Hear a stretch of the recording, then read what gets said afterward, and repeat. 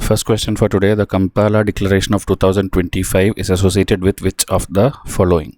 A commitment by African nations to transform agri-food systems and ensure food security, an international treaty aimed at regulating the use of autonomous weapons in warfare, a global agreement to reduce carbon emissions from maritime shipping, a pact among East African countries to establish a common currency by 2030. So there is a Kampala Declaration in the past as well. That is why specifically we have mentioned of 2025. So if you have read the newspapers, this is a very easy question. Answer is a commitment by African nations to transform agri-food systems and ensure food security. Okay, so this African Union summit happens, in which all the 54 African countries are there, and regarding agriculture, they had a specific summit in Kampala, which is in Uganda, on January 11, 2025, and there they have adopted this declaration to transform the food systems from 2026 to 2035, and this succeeds something called as the Malabo Declaration, which is again related to the food system. So you have to know, in case UPSC asks Kampala or Malabo, it is African related agri-food systems. So this particular summit was launched in 2003 for the first time in Mozambique. So again, one more locations for you to study, and there Maputo declaration also happened, where they told that at least 10% of their budget they will dedicate to agriculture. Okay, and later it expanded, and we have the current model. Okay, African population, you know, they experience a lot of hunger and starvation and scarcity of food. So that is why after this COVID-19 pandemic, internal conflict, Russia-Ukraine war, climate change, in spite of all this, you have to revive your food systems. That is why these kind of declarations keeps happening. Question number 2. In context of Indian legal system, what does the term restitution of conjugal rights refer to? A legal remedy allowing a spouse to seek return of dowry given at the time of marriage, a legal provision allowing a spouse to compel the other to resume cohabitation if they have withdrawn without reasonable cause, a law permitting divorce on the grounds of mental cruelty or desertion, a religious practice requiring ritual purification before resuming marital relationship. So this again, newspapers, if you read, you will get it. Normal, your polity textbooks won't cover these kind of things, and UPSC in the past few years are asking only such type of questions. So here answer is a legal provision allowing the spouse to compel the other to resume cohabitation. Okay, so this is there. If you see, in India we have various personal laws. Hindu Marriage Act is there, Muslim personal law is there, Special Marriage Act is there. Once Uniform Civil Code will come, all of these will go away.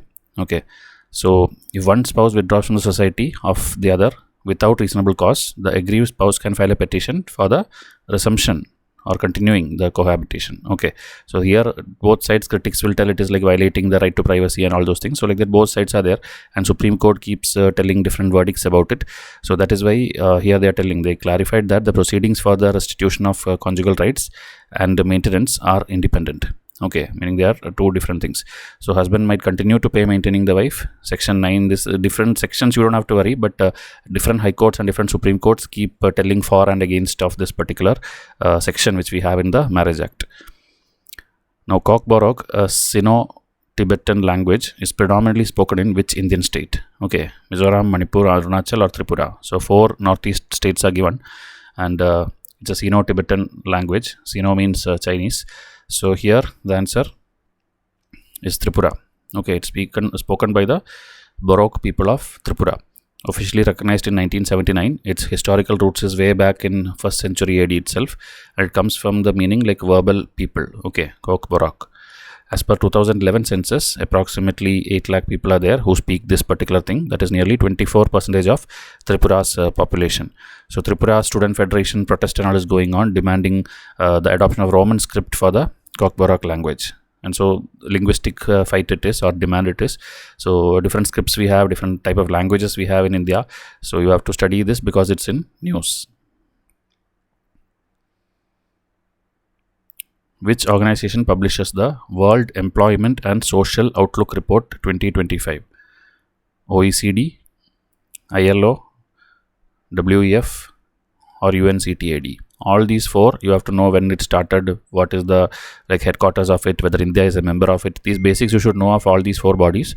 And here employment related this report, the answer to this is International Labor Organization. Okay, they publish a lot of reports, but UPSC picks up which is coming in the news repeatedly, so that is why it's given. Okay, and the detailing of it may not be that much important for prelims. For your mains, you can use these facts when it comes to employment and youth and demography. You can use the points which are highlighted here, and this kind of lot of notes are there in all our PDFs. If you need the subject PDF and the latest 12 months current affair, this golden offer is there, because I know many of you may not be confident about the 2025 attempt, and like 1 month is left for the exam now, and the admit card will come soon. So if you want to quickly revise all the subjects, that is history, geography, environment, economy, science, schemes, important bodies, your current affairs of latest 12 months, then this is the pack you should get, because this is not all our test. All our test is around 120 test is there, but the best 69 test I have put it here, including 12 months of current affairs, so that you can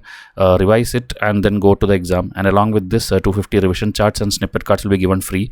All these are soft copies, so lifetime you can have validity, and it will be there in your phone or laptop, and you can keep looking at it anytime you are preparing for any competitive exam. Okay, and in case only current affairs you need, we have another plan, which is like daily notes I'm giving. Like today also 6 to 9 articles which came in the newspaper, I would have made notes, and the PDF would be already there in your inbox. Okay, so that is one thing which you can use for any exam.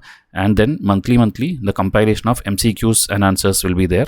So that together a combo is the best seller thing which we have also, because this is enough for you, and you don't have to read newspaper, you don't have to do a current affair magazine, you don't have to do anything else for current affair. Only enroll to this and simply blindly follow my PDFs. Okay, so this is the courses available. Now the last fifth question for today.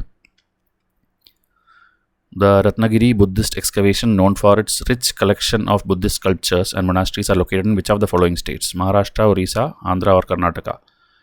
So this again a news item. It is in Orissa. Okay, so there Buddhism related connections historically is there, right from you can tell Ashoka's time and all these things. So over the years different excavations come, and it's a vital center for Buddhist learning, and the links, as I told, different statues and different monasteries and things will be there. So this discoveries keep happening.